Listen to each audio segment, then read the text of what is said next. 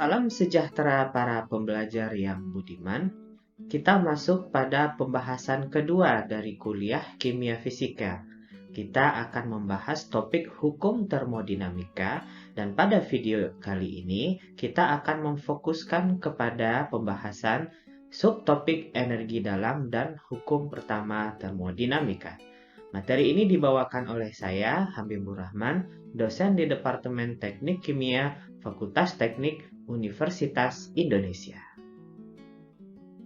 Materi ini termasuk ke dalam sub CPMK 2, di mana diharapkan mahasiswa mampu mengaplikasikan hukum termodinamika dalam penentuan kespontanan perubahan fisika dan perubahan kimia beserta besaran termodinamika yang terkait. Terdapat 9 indikator pembelajaran yang diharapkan mampu dikuasai oleh mahasiswa. Yang pertama, mahasiswa mampu menjelaskan konsep dan contoh kalor, kerja, energi dalam kurung hukum pertama, dan berbagai jenis sistem dalam pendeskripsian pertukaran energi antara sistem dan lingkungan. Yang kedua, mahasiswa mampu menggunakan konsep entalpi, hubungannya dengan energi dalam, dan variasinya terhadap suhu pada contoh sederhana. Yang ketiga, mahasiswa mampu menghitung perubahan entalpi standar suatu reaksi pada suhu yang berbeda-beda. 3 indikator ini diharapkan bisa dicapai dalam satu pembelajaran tatap muka. Indikator yang keempat adalah mahasiswa mampu menghitung perubahan energi dalam jika suhu dan volume divariasikan, dan entalpi jika suhu dan tekanan divariasikan. Yang kelima, mahasiswa mampu mengalkulasi perubahan suhu dan tekanan pada proses adiabatik dan proses isotermal. Yang keenam, mahasiswa mampu mengkalkulasi entropi dan perubahan entropi pada proses fisika sesuai dengan konsep hukum kedua. Indikator pembelajaran 4, 5, dan 6 diharapkan dapat dicapai pada pembelajaran yang kedua. Indikator ketujuh, mahasiswa mampu menghitung entropi suatu senyawa pada suhu tertentu, dalam kurung penerapan hukum ketiga, dan perubahan entropi suatu reaksi pada suhu yang berbeda. Yang kedelapan, mahasiswa mampu menentukan kespontanan reaksi berdasarkan nilai perubahan energi bebas Gibbs pada reaksi kimia dan proses pelarutan. Kesembilan, mahasiswa mampu menggabungkan hukum pertama dan kedua dalam penentuan properti energi dalam dan entalpi. 3 indikator pembelajaran terakhir ini diharapkan mampu dikuasai oleh mahasiswa pada pertemuan ketiga pada topik hukum termodinamika. Kita mulai pembahasan termodinamika dengan mendiskusikan terlebih dahulu apa yang dimaksud dengan sistem dan lingkungan. Secara garis besar, alam semesta dapat dikelompokkan menjadi sistem, yaitu bagian yang kita kaji, bagian yang ingin kita teliti, dan lingkungan, yaitu hal-hal yang berada di luarnya. Sistem itu dapat kita klasifikasikan berdasarkan kebolehan transfer materi dan energi. Berikut adalah sistem terbuka, di mana materi dan energi itu bisa bertukar antara sistem dan lingkungan. Berikut adalah sistem tertutup, di mana tidak ada pertukaran materi antara sistem yang berada di dalam kotak ini dan lingkungan yang berada di luar. Namun, kita membolehkan terjadinya perubahan energi atau pertukaran energi dari sistem ke lingkungan maupun dari lingkungan ke sistem. Terakhir adalah sistem terisolasi, di mana kita tidak memperbolehkan sama sekali terjadinya perubahan atau perpindahan materi dari sistem ke lingkungan maupun sebaliknya, begitu juga dengan energi. Nah, apa itu energi? Energi adalah kapasitas sistem untuk melakukan kerja. Dan apa itu kerja? Kerja, atau di dalam textbook kita mendapatkannya dalam bahasa Inggris work, dilakukan oleh sistem untuk melawan gaya yang bekerja padanya. Nah, dan kemudian istilah lain yang kita akan gunakan adalah kalor atau heat, yaitu transfer energi yang terjadi karena ada perubahan suhu. Selanjutnya kita kaji istilah proses endotermik dan proses eksotermik. Sistem yang kita bahas adalah sistem terisolasi atau adiabatik dan sistem tertutup atau diatermik. Jika terjadi suatu proses endotermik di dalam sistem kita yang terisolasi, maka otomatis suhu sistem itu akan menurun. Namun suhu lingkungan itu tetap pada suhu awalnya. Kenapa? Karena tidak terjadi pertukaran kalor antara sistem dan lingkungan. Nah, pada reaksi eksotermik, suhu sistem akan meningkat dan suhu lingkungan juga tetap tidak berubah dalam sistem terisolasi. Selanjutnya pada sistem tertutup, jika terjadi suatu proses endotermik, maka otomatis pada mulanya suhu di dalam kotak ini akan menurun.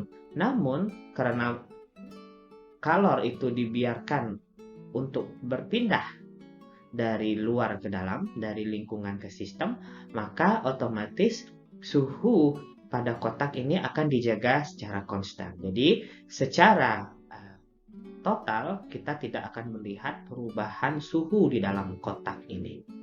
Dan pada reaksi eksotermik atau perubahan eksotermik, kita akan melihat bahwasanya pada awalnya, pada waktu singkat ya, suhu sistem itu akan naik. Namun karena suhu di lingkungan itu lebih tinggi, maka otomatis terjadi perpindahan kalor dari dalam kotak ini sistem ke lingkungan, sehingga pada total pengamatan kita tidak akan melihat bahwasanya terjadi peningkatan suhu di dalam kotak diatermik ini. Transfer energi di sini terjadi demi mempertahankan suhu sistem. Sekarang kita perkenalkan istilah energi dalam, atau sering disingkat sebagai U. Energi dalam adalah total energi kinetik dan potensial, konstituen dari sistem yang kita kaji. Konstituen ini bisa berupa atom, ion, dan molekul, atau campuran dari ketiganya. Energi dalam suatu sistem dapat berubah dari keadaan awal ke keadaan akhir, bergantung proses yang terjadi. Delta U sama dengan UF, F artinya final, dikurang UI, I artinya inisial. Energi dalam adalah fungsi keadaan. Nah, apa itu fungsi keadaan? Fungsi keadaan adalah suatu properti yang bergantung pada kondisi tertentu dan tidak bergantung pada bagaimana kondisi tersebut dicapai. Jadi kita hanya mementingkan apa yang kondisi akhir dan apa yang terjadi di kondisi awal, tanpa kita mempertimbangkan apa yang terjadi di tengah-tengah antara kondisi awal dan kondisi akhir. Hukum termodinamika pertama menyatakan bahwasanya pada sistem yang terisolasi, energi dalam itu bernilai konstan. Artinya tidak terjadi perubahan energi dalam karena UF sama dengan UI.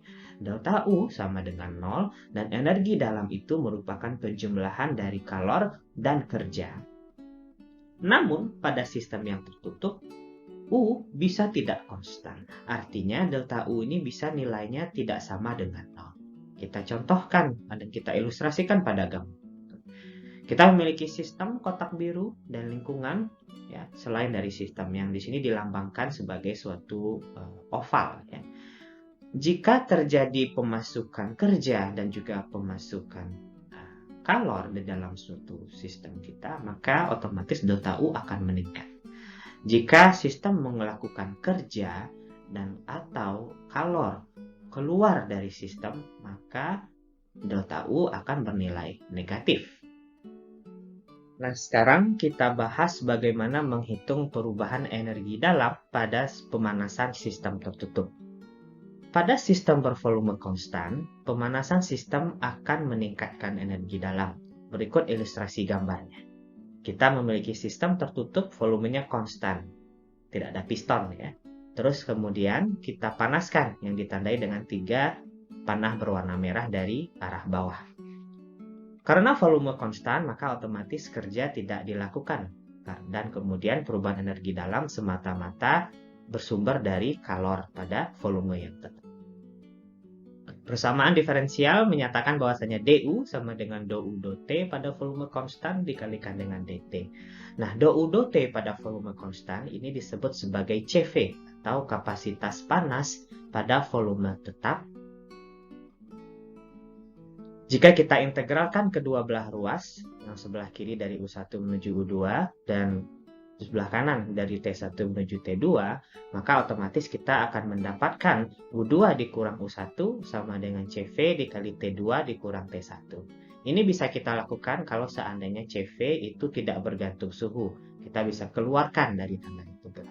Sehingga delta U menghitungnya adalah dengan CV dikalikan dengan delta T. CV ini adalah suatu konstanta atau suatu ekspresi yang telah didapatkan melalui hasil eksperimen dan kita tinggal pakai dan masukkan ke dalam rumus ini. Kita telah membahas di slide sebelumnya mengenai kalor, salah satu komponen dari perubahan energi dalam. Sekarang kita lihat komponen lainnya, yaitu kerja. Dan kita bahas yang paling simpel adalah kerja ekspansi. Kerja ekspansi itu diklasifikasikan menjadi dua. Yang pertama disebut sebagai kerja pada ekspansi irreversible, yaitu di saat terjadi perbedaan tekanan yang cukup signifikan antara tekanan dalam sistem dan tekanan di luar sistem atau tekanan eksternal. Berikut adalah gambar yang mengilustrasikan kerja yang diakibatkan oleh perbedaan tekanan yang cukup mencolok. P eksternal dalam hal ini nilainya lebih tinggi, sehingga dia akan menekan piston ke arah bawah. Sehingga ketinggian piston sekarang berkurang menjadi delta H, ya, posisinya di dalam tabung. Gitu. Terjadi perubahan volume, delta V sama dengan A dikalikan dengan delta H.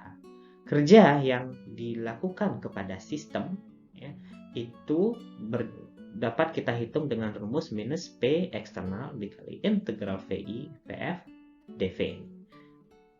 Sama dengan minus P eksternal dikali VF dikurang VI. VF nilainya lebih kecil daripada VI, sehingga dalam kurung ini tandanya negatif. Kemudian kita kalikan dengan negatif, sehingga kita mendapatkan W itu besar dari 0. Dalam hal ini kerja dilakukan kepada sistem, sehingga sistem mendapatkan tambahan energi dalam. Salah satu contoh khusus ekspansi irreversible ini adalah ekspansi di saat P eksternal sama dengan 0. Artinya surrounding ataupun lingkungan itu berada pada keadaan vakum. Pada kasus ini tidak ada kerja yang dilakukan sehingga W bernilai dengan 0 karena sistem berekspansi dengan bebas begitu saja. Klasifikasi kedua adalah kerja reversible yang terjadi ketika kita memiliki suatu rentang waktu, ya, atau kondisi yang memenuhi P internal atau P sistem kita itu mendekati nilai Px. Pada kondisi ini kita bisa menulis W sama dengan minus integral VI menuju VF PdV, dan kita masukkan ekspresi gas ideal, ya, P sama dengan nRT per V. Kemudian NR tentu tidak bergantung kepada volume, bisa kita keluarkan, begitu juga dengan temperatur, dan kita sekarang mendapatkan ekspresi minus integral VI menuju VF dV per V yang nilainya sama dengan ln VF per VI. Sehingga kerja yang didapatkan dirumuskan sebagai minus nRT ln VF per VI. Kerja ekspansi merupakan salah satu jenis kerja yang dilakukan oleh sistem atau kepada sistem. Banyak jenis kerja yang lainnya. Misalkan kita memiliki kerja surface expansion yang rumus dW-nya adalah gamma dikalikan dengan d sigma. Gamma adalah tegangan permukaan dan d sigma adalah perubahan di luas permukaan.